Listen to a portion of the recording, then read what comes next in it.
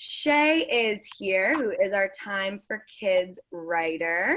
So let's see, I think her audio is connecting. Let's see, can we hear you, Shay? Hi, can you hear me? Yes, we can.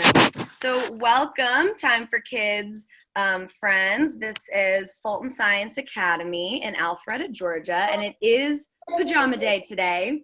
So that's why I'm in a onesie and why we're all ready with our cozy stuffed animals and our pajamas. So I'm gonna get a screenshot actually, if that is okay. Everyone could wave to our friends. Perfect. Alrighty. Shay, would you like to begin by introducing yourself? Hi, guys. I am so excited to be here. I'm Shay. I work at Time for Kids, and I'm here. I'm going to read you a story that I wrote for the magazine about graphic novels. Before I do, I just want to point out one really cool thing about the story, which is that instead of illustrating it with photos the way we normally would, we thought it would be really fun to illustrate it with comics because it's a story about comics. So our art director, Stephen Blue, actually made a comic version of me and did a comic strip that's like me kind of reporting out this story. So if you're looking at it and you feel like the character in there kind of looks like me, that's because it's me.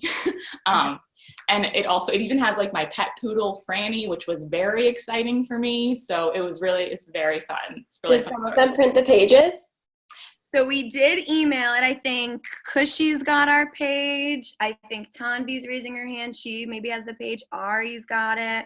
I see Oma. Yeah, you're famous. Yeah, so we've got the page. Some of them don't have access to printers at home, but I think the ones that did will have fun coloring you in today. I'm so excited. This is like a lifelong dream I didn't even know I had.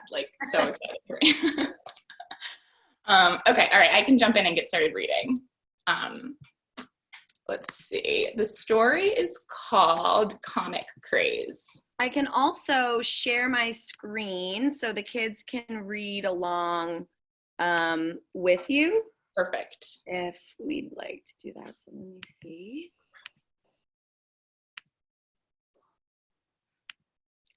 Okay.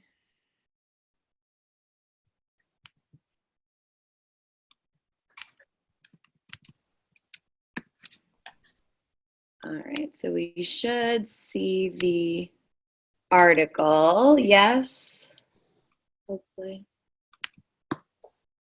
Yes, it's on page 4 to 5. 4 and 5, yeah. Perfect. There we go. There I am. Okay, awesome. All right, so the story is called Comic Craze. When Raina Tegelmeier was a kid in the 1980s, she fell in love with comics. They were the perfect combination of all the things I liked: characters and stories and humor and artwork, she told Time for Kids. But she had a problem: a shortage of reading material. 2 types of comics were widely available to kids. There were comic books about superheroes, but those weren't her thing. She wanted comics that told stories she could relate to as an ordinary kid. And there were newspaper comic strips. Tegelmeier loved some of them, especially Calvin and Hobbes, but she wanted more. At around 10, she started drawing her own comics. 23 years later, she published Smile. It's about Tegelmeier's middle school experiences with braces and dental surgery. Before Smile was published in 2010, it wasn't clear the book would succeed. People in the publishing industry had doubts. They figured kids wouldn't enjoy a graphic novel about an average girl. They were wrong. Smile became a #1 bestseller. Since then, Tegelmeier has published several more popular graphic novels. There are more than 18 million copies of her books in print. Tegelmeier's success has made a big impact. Industry experts say she paved the way for many more graphic novels for kids. Then and now. Comics have been around since at least the 19th century. Traditional comic books are short. Often, they're about adventure or superheroes. Comics have this history of either being very funny and silly or having a lot of punching of things, Gina Gagliano says. She works on graphic novels at Random House. That's a publishing company. Today's graphic novels are different. Authors use comics to tell a book-length story. It can be any genre, and it can be realistic. In 2018, sales of graphic novels for kids and teens jumped by more than 50%. Compare that to sales of printed books across all categories. They increased by about 1%. Real reading. As sales boom, attitudes about comics are changing. This year, New Kid became the first graphic novel to win the Newbery Medal. That's a prestigious award in children's literature. New Kid author Jerry Kraft says that when he was a kid, he read mainly comics. He knew some adults didn't approve. In certain schools, if they saw you reading a comic, they would confiscate it because they thought it was rotting your brain, he says. They didn't realize the amount of imagination and storytelling and vocabulary in those comics. New Kid's Newbery shows what many kids already understood. Graphic novels are real reading. It's a victory for all graphic novels, Kraft says. Thank you for reading that with us. I will end our share so that we can see everybody again. I hope we liked the reading. I see Ari liked it. I know that some of you guys have read Smile. I think maybe I remember you were reading it at the beginning of the year. Some other people were reading Smile. So we really liked that, which is awesome. Shay, is there anything else you'd like to share with us, or would you like us to ask you some questions? I would love to take questions. I also loved Smile, by the way. I'll just say that. I love all of Raina's books. It's great. She's the best. Perfect. Yeah, but I'm happy to take any questions. Awesome. I'm going to put it on speaker view, and if everyone can keep their mute off until I call your name, and then you'll have the floor. Yash, you can start us off. Okay, so I actually have tons of Calvin and Hobbes comic books. Yeah. Like this one, and then I have like the whole set.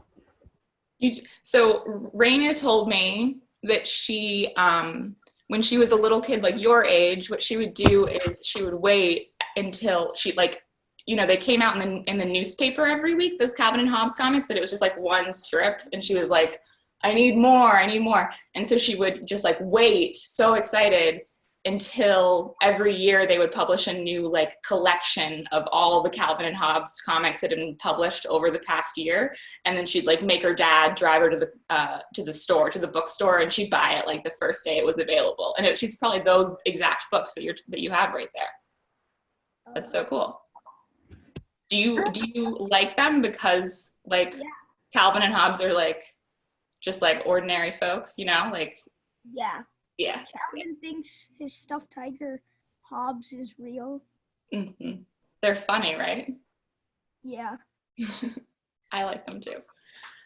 Thank you for sharing that, Yash. I can actually unmute you and Nico if you guys want to tell them about your kind of comic treehouse that you had been doing in school before we had to stay home. Oh yeah. So Nico, you want to go ahead? We were building this treehouse. We tried with one paper, but then we accidentally ripped it. And do you know the books, the like 13-story treehouse? Oh yeah. 6-story treehouse. Yeah. So we tried to recreate the treehouse from that on paper, with adding more things. Yeah. And then since the paper in school wasn't like thick enough, I got a paper, and well, I'm probably going to use that one for market day, but I'll get another one for him and I. That's so cool. That's a really cool project. I love those books too. They're funny, right? Yeah. Thank you, boys, for sharing that. I thought that was exciting because you kind of made your own giant comic. Ari, you want to ask a question? How long have you been with Time for Kids? Good question. I've been with Time for Kids for, I guess, a little over 2 years now. Yeah. But I've been a writer for a lot longer. I guess 4 years before that. We have a writer in our class. She wrote The Pizza Monster. I would like to read that. We do, yeah. Shloka has had her book published, The Pizza Monster. She's actually going to read it to us later today. And I haven't read it yet, but I am very excited. Shloka's holding it up. Shloka, say something oh, you're muted. If you say something, Shloka, it'll put you up. That's awesome. Oh my God, I love that. He wrote it at 8 years old. Yeah, towards the end of this, Shloka, maybe we were going to read it later, but maybe towards the end of this, Shloka, if you want to read your book so Shay and Candace could hear it, that could be exciting if we have some time. Okay. Thank you for sharing that, Ari. Go ahead, Ayu. So when I saw the magazine, I had the same book as you, kid. Yay! That's awesome. Did you read it? Yeah. Did you like it? Yeah. Yeah, it's cool, right? It's really good. It's a really good book. I read that book so that we created a teacher's guide for it. That's part of my job, is creating resources for teachers. And that was one of my favorite books that I read last year. That's awesome. Maybe we'll kind of read it as a class towards the end of this year if there are some great resources for it. That sounds really great. Yeah. Gary Kraft, I interviewed the author, and while we were talking, he was actually working on the sequel. He was like, toward the end of our talk, he was like, I'm on deadline for this book, and it's like, I'm working on it so hard that I can't even take a phone call without like sketching. So he was like, he was in his studio, we were on the phone doing an interview, and he was sketching the sequel to New Kid like the whole time that we were talking. So he says it'll be ready in October for sure. So we'll have that to look forward to. That's so cool. Thank you. That's really awesome. So Ayu, that's exciting. Go ahead, Anika. Okay, so I have two questions. One, you know how you said you were a writer before you worked for the magazine? Mm-hmm. Did you write any books? I have never written a book. I started out working in newspapers, and then I started working at magazines. So I've really only done newspaper stories and magazine stories like this one. And my other question was, you met Raina Telgemir? I talked to her on the phone. But we had a nice long phone call, and she was very nice.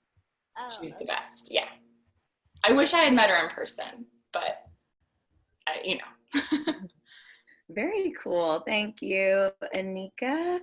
Go ahead, Omav. Sorry.